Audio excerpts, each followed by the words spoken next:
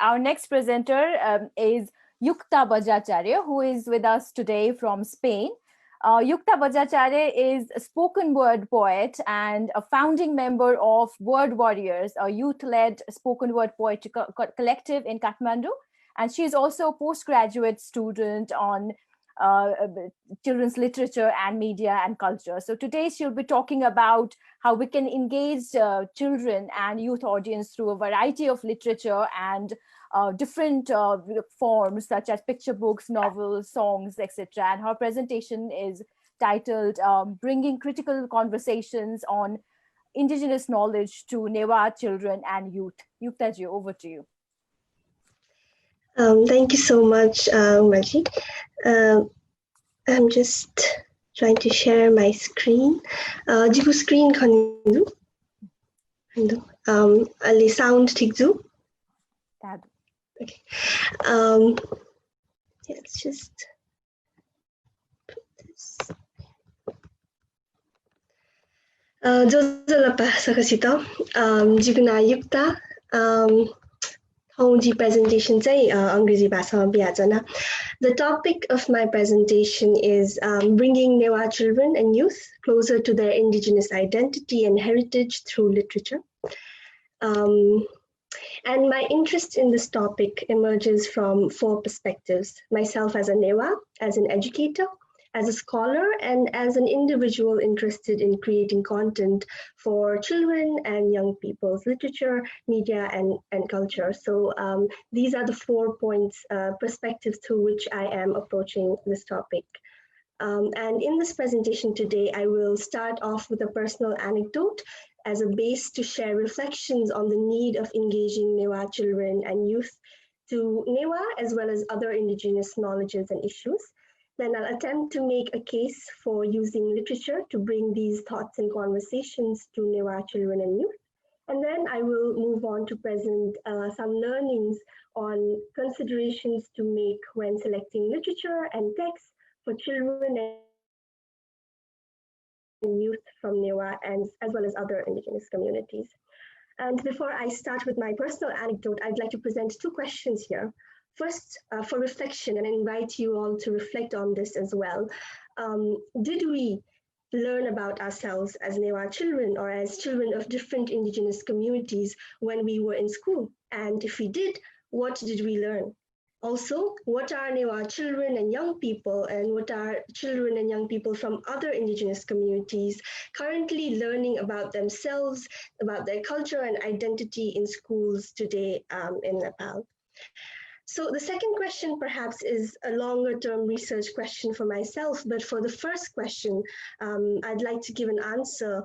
And for that, I'd like to go back many years ago to grade 4, to class 4, where in my school, we had social studies. As a part of social studies, we did 1 school term on learning about the Kathmandu Valley and the Newahs. And as a part of this, we learned about the different festivals. We took a field trip to the Kumari chain. We learned dances and songs, and we even did the Ma Puja ritual as a class. And as a Newah kid in that class of Newah kids as well as non-Newah kids, I was very excited. However, in retrospect, when I think about this experience and I think about my schooling experience as a whole, I don't know about to other people, but even to myself, I feel that my Newah identity was largely invisible in school. There was a divide between what I was learning in school, the kind of knowledge that was validated in school, and my world outside the boundaries of school, the knowledge that exists at home, in my community, in the everyday of being a Newah. So there was a divide in that. And today, as a Newah, as an educator, when I think about that, and when I think about how children and young people, how we as children and young people spend a huge amount of our lives in the school system, but there's this invisibility happening, that is a huge injustice, right? And so I think about how can this injustice be righted? How is it being righted by collective individual efforts as well as collective efforts of Newah scholars, Newah educators, Newah activists, and as well as other activists as well. And then I would like to now move on to some scholars and some writers who have helped me articulate this thought, helped me articulate this invisibility, and they do that in a much more powerful way. So I'd like to borrow the words of Adrian Rich, who says this in the context of other identities as well. She says that when those who have power to name and to socially construct reality choose not to see you or hear you, whether you're dark-skinned, old, disabled, female, or speak with a different accent or dialect than theirs, when someone with the authority of a teacher, say, describes the world and you are not in it, there's this moment of psychic disequilibrium, as if you looked into the mirror and saw nothing, right? And that is such a powerful quote for me that just really moves me. And in the field of children's literature itself, there is a framework that we always go to, the framework introduced by Dr. Rudine Sims Bishop, which talks about what happens when children don't find themselves in the books they read, and I'd like to extend this to other media as well. What happens when children don't see themselves in the TV series that they see on TV, in the films, in the songs, right? So Dr. Bishop says, when children cannot find themselves in the books they read, or when the images are distorted, negative, or laughable, they learn a powerful lesson about how they are devalued in the society of which they are a part of. And Sunita also earlier talked about the experience of bullying that children face. I would also like to think about my own experience of watching certain TV series on Nepal television, and how were my community members presented, what was said about the accent that we have as Newahs. So talking about this invisibility, Rich and both Dr. Bishop also, they talk about the action. They don't just talk about the problem, they also talk about the action. And Adrian Rich talks about collective action and the strength that that takes, the strength to demand that we be seen and we be heard. And Dr. Bishop talks about how the classroom as a space should be a place where children from all cultures. Now, she talks about this as an Afro-American scholar, but this can be applied to our communities as well. She talks about how classrooms need to be places where children from all cultures find their mirrors, they see themselves. And it is in this regard that I've been thinking, reflecting upon my work as a scholar and my work as an educator as well. And I use the underlying frameworks of multicultural literature and pedagogy, Indigenous critical literacies, and Indigenous social justice pedagogy to help frame my thinking, but I will not be going into that right now. But just to say that these are the underlying frameworks that inform my work in this presentation. And while I talk about the classroom and the role of educators, I hope that this discussion will also be relevant to parents, to siblings, guardians, and other individuals who play a role in bringing literature to the lives of children and youth. And the next part of my presentation is based on these underlying frameworks, as well as an experience I had recently of curating a set of texts on Indigenous knowledges with two of my fellow scholars from India and Pakistan who come from different backgrounds working in academic publishing as well as teachers' education. So as an exercise for one of our classes, we put together a collection of 20 texts from India, Nepal, and Pakistan as a first step towards helping educators, helping parents and guardians to select or giving them the option that these are some of the texts that can be used, that you can introduce to children and youth to start help them talk about their Indigenous identities and the issues that surround that identity. And this call for this careful and intentional engagement of children and young people regarding Indigenous issues is something that Shirley also makes in her paper, and something that I've been also thinking about, and we've been talking in this conference about how we need to do something. There needs to be action, not just emotionally, but also concrete action. Debbie Reese similarly, who introduced the framework of Indigenous critical literacies, she talks about how teachers are critical in categorizing, selecting, and representing Indigenous communities through children's literature.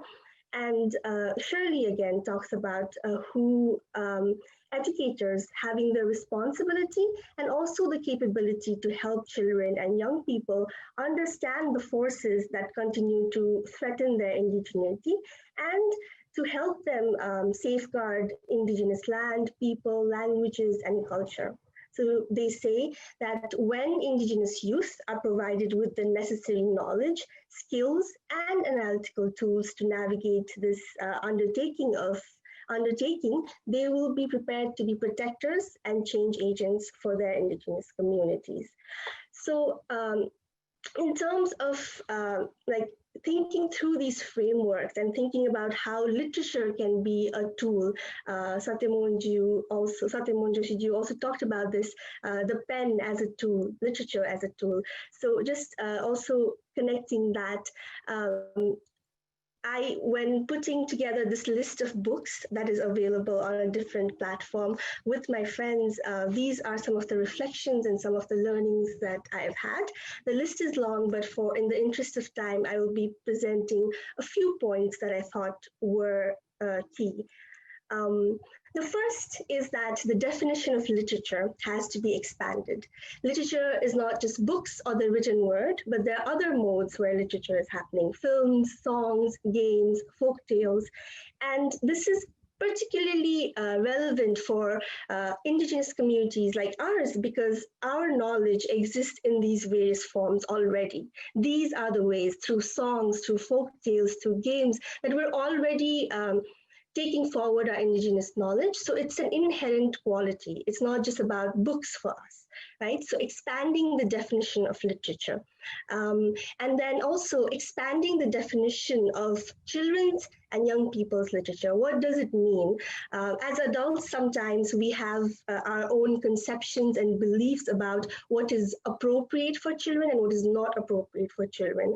And sometimes that constricts and undermines the capabilities of children. Children understand and they know much more than we give them credit for. For example, and they're also living these realities. So the dying of,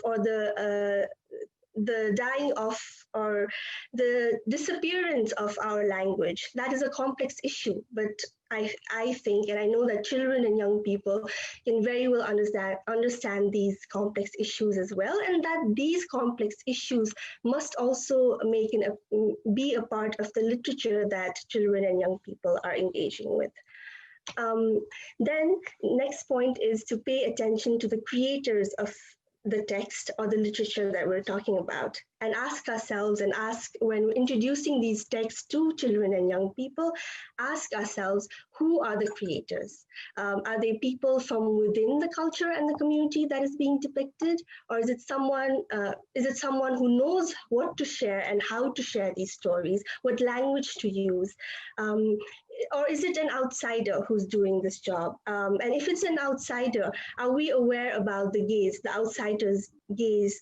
And are we thinking about what are the motives that they have? What is their positioning when telling these stories? Have they been able to create a space for the voices of the community that they're talking about, that they're depicting? And is that as per the desire of the community in question? And even when a text is authored by insiders, sometimes we have these internalized outsiders' gaze and values, and that also needs to be addressed. The point is not that these texts should be removed or that they should not be introduced to children and young people, but that when they are introduced, it is important to ask these critical questions and engage children and young people in these critical conversations as well. Next, when choosing literature, texts, books, let's make sure that these books are specific and that they don't generalize the experience of the Newahs or Indigenous people as a whole, because we have different experiences within the Newah community. My experience as a woman living in the city as a Bajracharya woman is very different from that of someone who is from the farming community. So let's try and seek literature, not just books, but other literature that talk about specific experiences and that don't generalize one specific Newah experience, because there isn't one specific Newah experience. Then looking for texts that don't place Indigenous peoples, that don't place Newah in the past, as if we are a static, frozen entity, as if our problems, our experiences, our art, our literature is not relevant in the present times. And then also just think about how, when we are choosing these texts, the messaging is diverse. We're not just looking at certain aspects of culture that are visible. We're not just looking at the dances, the dresses, and the food, but also other aspects such as community values, relationship with the natural world, concepts of time and space, these things that probably are not as visible as dances, as dresses, as food, but are also equally important and significant parts of our identities. And while making a curation of these texts, it was very difficult to find texts that were engaging as well as that met our criteria. But I just put this out there to say that it's not that efforts and initiatives are not being made. There are efforts and initiatives being made, and we need more. More of such efforts and initiatives are needed. So I would like to wrap up my presentation today with a call to everyone to say that if this is an topic of interest for you as an investor, as a content creator, as an educator, let's have a conversation, and you can reach out to me via email. That is my email address on the screen. Thank you so much for listening, Yukuriku Suba. And yes, that is a child of my friend reading a picture book called Thaplang Kya, which is a picture book on Durga Lal Shresthaji's song illustrated by Suman Maharjan. So yes, thank you so much for listening, and I look forward to continuing this conversation on a different platform. Thank you. Thank you very much for that presentation, and also highlighting the importance of expanding our way of understanding knowledges and looking for other forms of literature. This brings us to the end of the presentation in session 1. We can now take questions, and I'm looking at the Zoom chat box. There aren't really a lot of questions, but there was a concern raised on on Ranjana Lipi Unicode not being available, and